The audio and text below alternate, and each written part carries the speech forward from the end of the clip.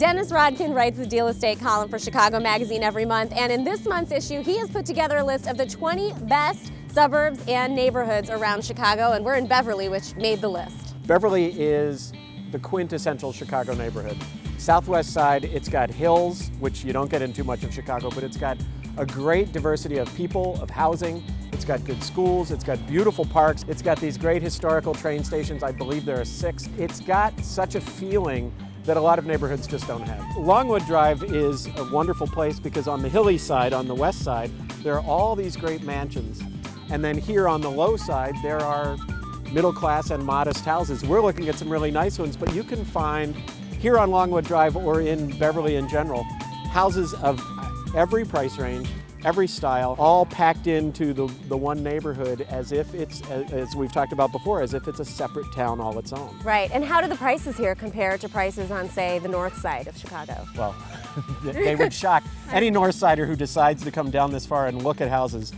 Finds unbelievable bargains. I mean, you're going to mark them down by almost half, if not more in some places. It's amazing to me that we're still in Chicago. Isn't it? Isn't it? And you know, as we go a little farther down Longwood and even actually back north, there are some that have far larger lots than what we're looking at. And it really feels as if you've gotten out of Chicago because you've gotten to a place with hills and with these beautiful, really charming, quaint neighborhoods. It's a great place to eat, and we'll get to that, but what's happened in Beverly is along 95th, just a few blocks north of us, a lot has come in, and really about the past decade, you've got big box stores like Borders and new sized tenant spaces, so the new kinds of retail could come in. I do have a favorite.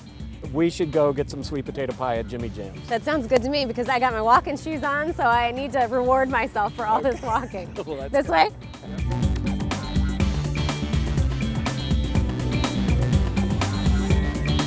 Good neighborhood tour. Well, I love the neighborhood because it's like a city within a city, and it's very diverse. It's up and coming, and I've always loved this area, and we're very fortunate to be able to run a business in this area as well. So I'm sufficiently full from my midday snack at Jimmy Jam. That's good. We're back in another really cute neighborhood here. Yeah, it's terrific here. Beverly has such a traditional feeling. Yeah. It really has all these great old things that have gone on, the nice housing, and then there's the Southside Irish Parade, which just this year sort of returned to its roots. And they turned it back into something about families, which was really... That's what the whole neighborhood seems to be about. Right. Yeah.